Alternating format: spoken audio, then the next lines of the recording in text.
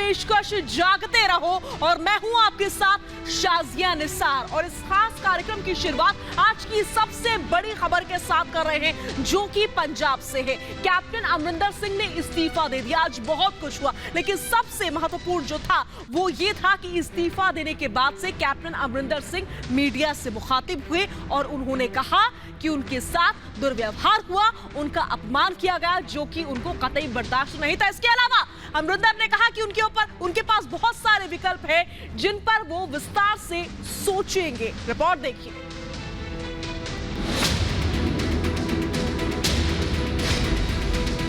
मैंने कांग्रेस प्रेसिडेंट से बात की थी सुबह और मैंने उनको कह दिया था कि मैं इस्तीफा दे रहा हूं आज। कप्तान ने छोड़ी पंजाब की कमान।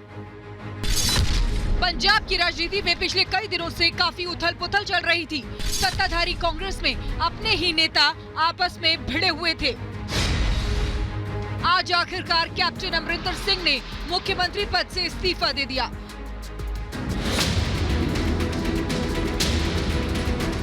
इस्तीफा देने के बाद कैप्टन अमरिंदर ने साफ कहा कि इस्तीफे के बारे में सुबह ही फैसला ले लिया था। मेरा फैसला आज सुबह हो गया था।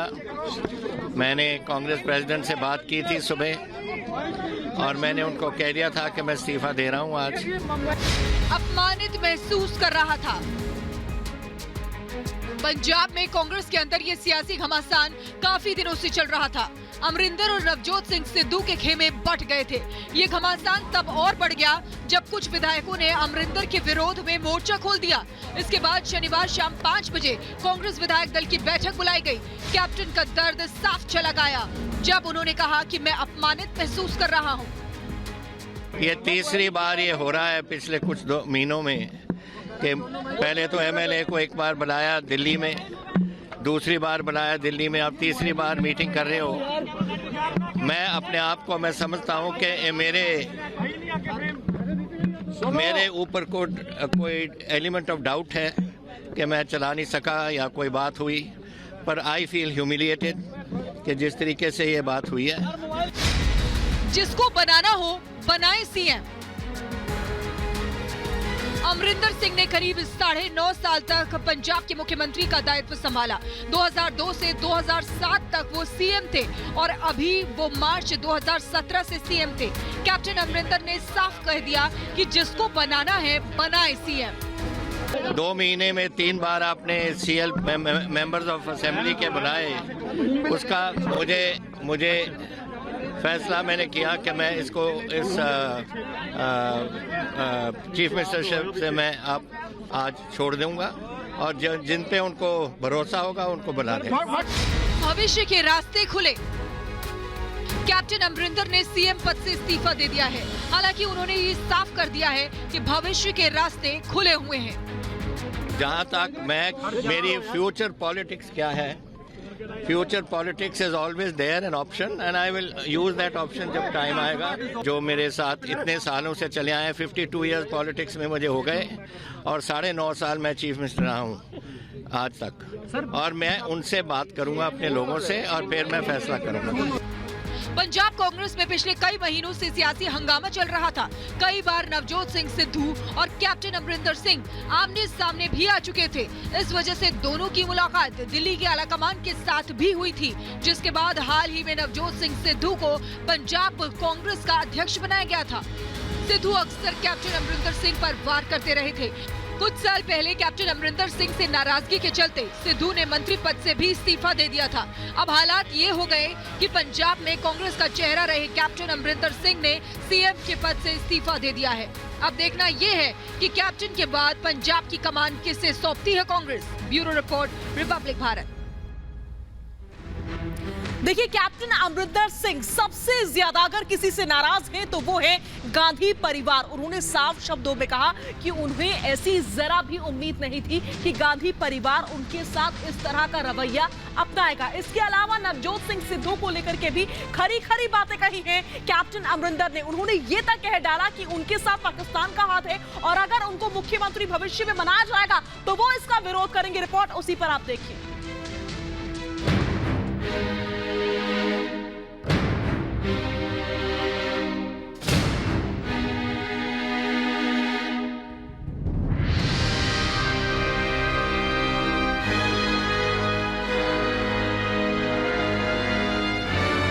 कैप्टन अमरिंदर सिंह ने पंजाब के सीएम पद से इस्तीफा दे दिया है।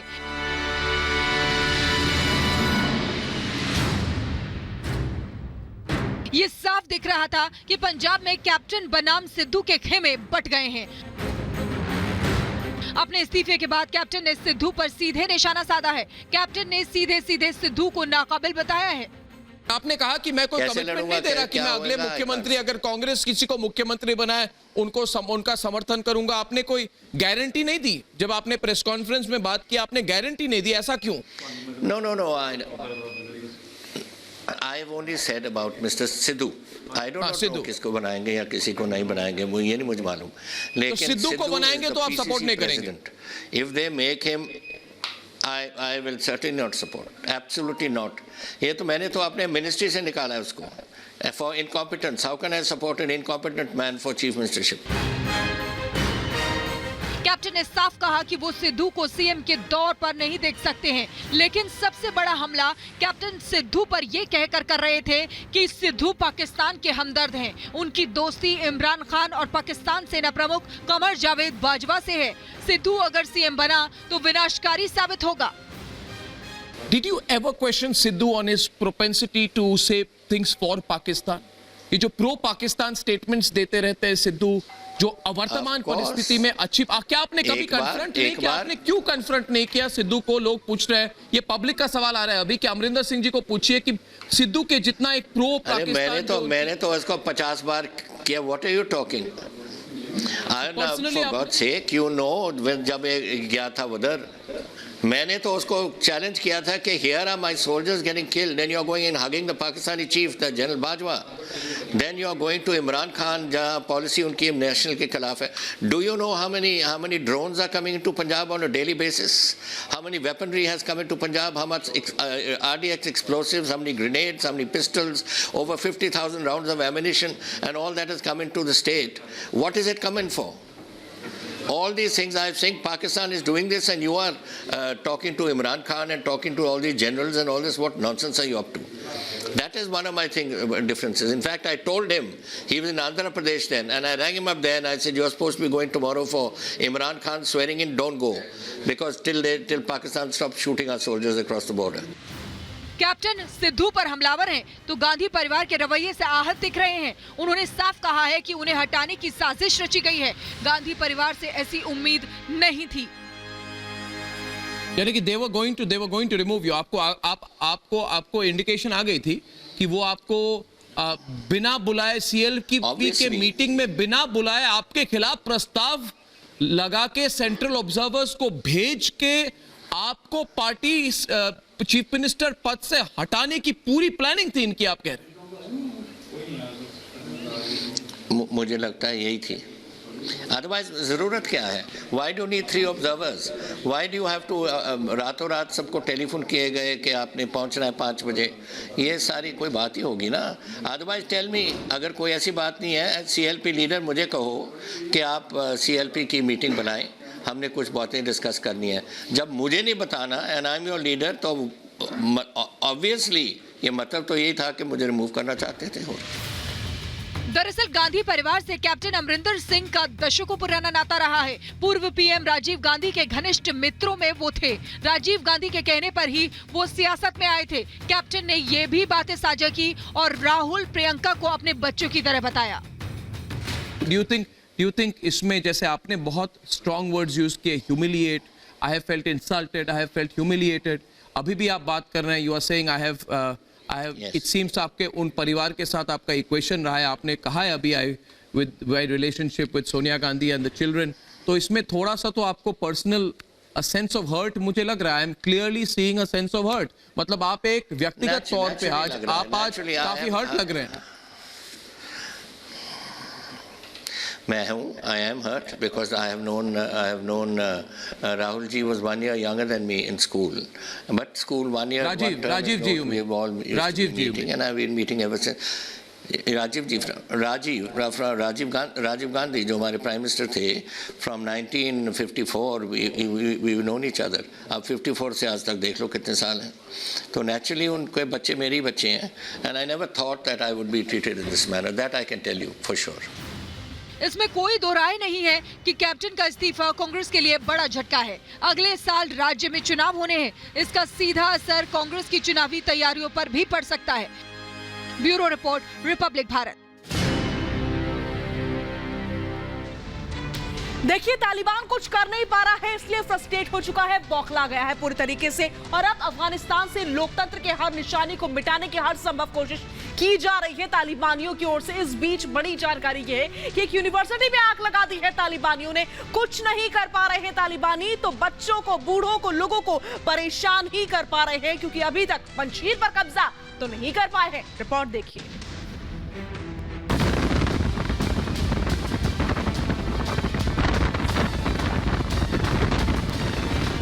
ये तस्वीरें पंजशीर से आई है। तालिबानियों ने पंजशीर यूनिवर्सिटी में आग लगा दी है। आप देख सकते हैं कि दूर से ही धुएं का गुब्बार दिख रहा है, जिससे साफ पता लगता है कि यूनिवर्सिटी के एक बड़े हिस्से में ये आग लगी है। बताया जा रहा है कि यूनिवर्सिटी में लोकतंत्र की बात होती थी, महिला अधिकारों की बात होती थी, और तो और महिलाओं के लिए खेल कूद की बात होती थी। लेकिन ये सब तालिबान के सिलेबस में नहीं आता, इसलिए तालिबान ने यहाँ आग लगा दी। इस आग में तालिबान की बौखलाहट भी साफ नजर आती है।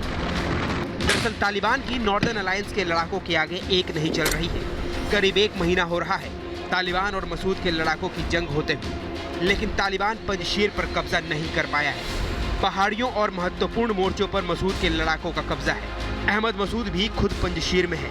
तालिबान को चेतावनी देते हुए नॉर्दर्न अलायंस लगातार संदेश जारी कर रहा है। एक बार फिर तालिबान को चेतावनी दी है कि हम सरेंडर नहीं करेंगे और आज़ादी के लिए तालिबान के खिलाफ ये जंग जारी रहेगी।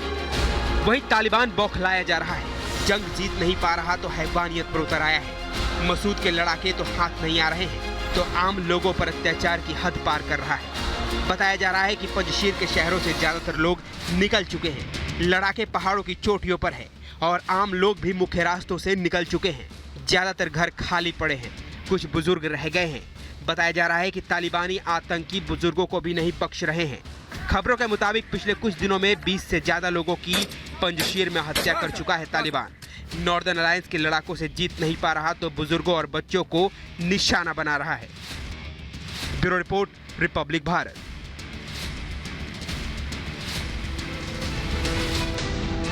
देखिए, अफगानिस्तान में महिला मंत्रालय है, लेकिन उन महिला मंत्रालयों में महिलाओं की एंट्री नहीं है। लड़कों के स्कूल खुल चुके हैं, लेकिन लड़कियों के स्कूल अभी तक नहीं खुले हैं, और यही सच्चाई है। रिपोर्ट आपके सामने रखते हैं डिटेल और अपडेट्स के साथ।